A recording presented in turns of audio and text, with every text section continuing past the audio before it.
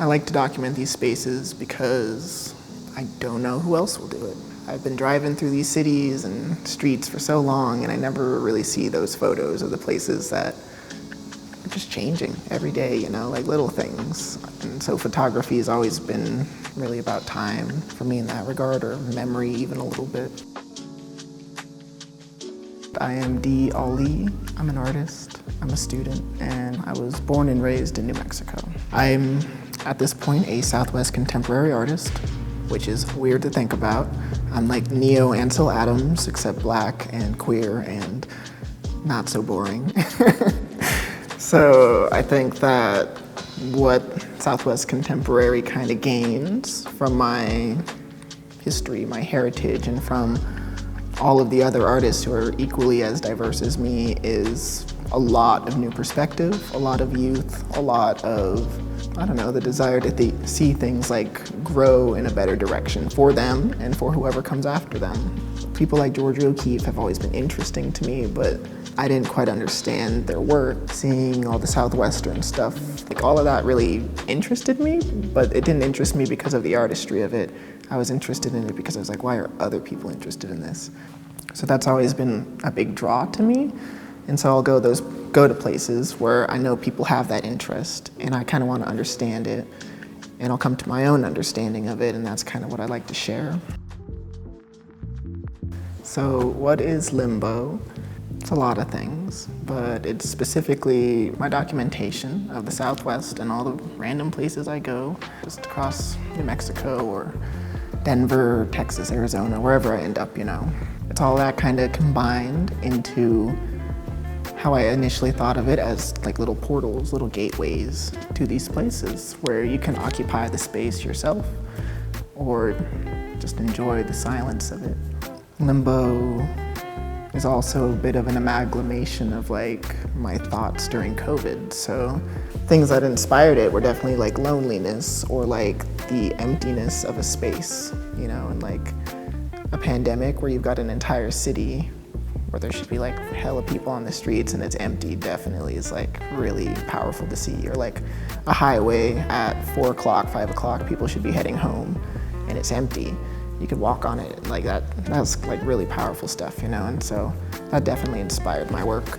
I've been really interested in reflections. That was kind of where it started. I think the fact that light could pass through it was really, really big for me. Like that was the kind of play I was looking for out of a material, and like my architectural background definitely had a role to play in that. Materiality has always kind of been something I'd like to pay attention to. So like with the whole show, I got wood, brass, and glass. That's kind of cool.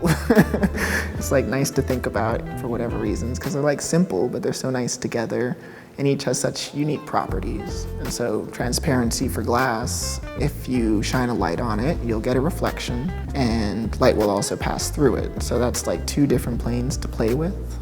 You get shadows, which are really, really interesting, especially if you block the light going through it. So that's just kind of something I wanted to play with, toy with. I also have a big interest in color and transparency, which is kind of why I changed the colors on some of the photos just to like allow a filter, you know. So I definitely say it is a progression of just kind of my enjoyment for light and space and photography, and also New Mexico's landscapes.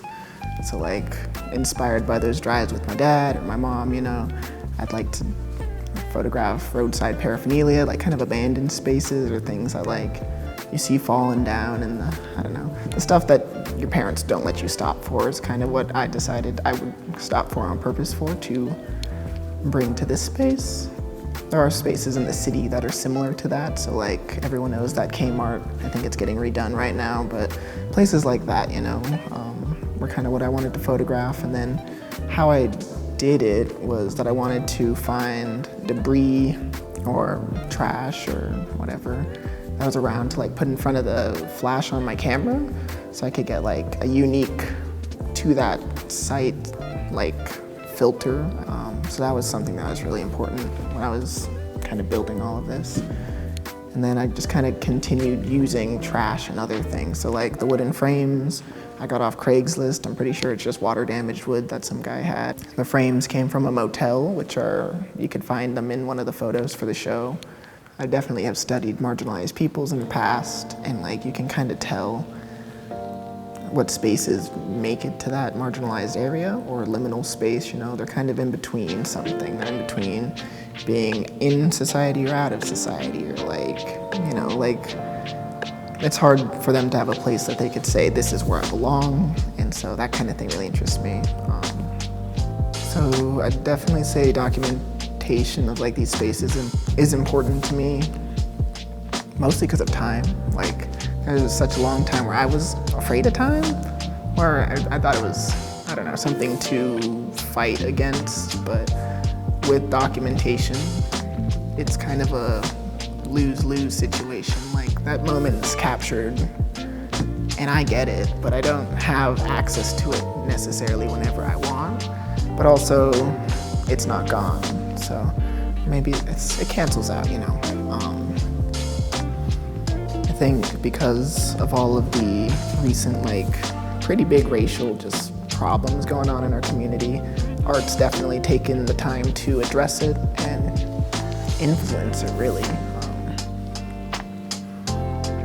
I don't know, for me personally, I was able to go to a lot of the riots and see the marches and the protests, and once again, I like to document things like that, and so that's a direct thing for me. And then also my race, and like feeling all of the emotions that I do, seeing another black body in the streets, or, you know, that affects me and that affects how I create.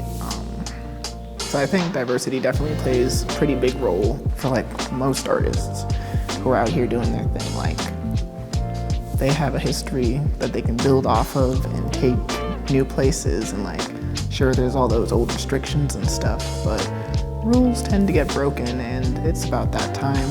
So it's really interesting to see like what happens, like, I don't know, for instance, like Catholic art, it's Christian, or not Christian, it's, I don't know, it's pious, it's very pious. And so seeing what people are doing to it now, I mean, they're still respectful, of course, but they're taking on all of these new approaches to it. And it's really interesting to see what comes out of it. And like, I don't know, with photography, I feel the same way. Like, there's all these rules that people kind of adhere to, and being able to have that contemporary state of mind and then also that diverse background really kind of ties in a really powerful way. I think the art scene's growing. I think it's improving. I think the community is stronger than it's ever been, and it's really beautiful to see. I think that's because we have access to technology, and because of COVID, honestly, people, I think, have the desire to be close again. And I think Instagram for a while kind of took that away. Like, everyone was kind of be on their own and like be that cloud chaser and get those things. But I think people are now a little bit more aware, at least, that like everyone's actions kind of impact one another, especially within the community. So it's good for people like me in situations like this. I'm super young. I'm so young, but because of other artists who have advocated for me and been able to just speak on who I am and what I do, I've had opportunities. And so being able to give that kind of thing back to other artists, no matter how young, you know, like starting with the youth program, starting with the, I don't know, people who are just interested in taking these different approaches in life. I think they should be happy, I guess, because the community is getting better and better, and they have a place to do their thing.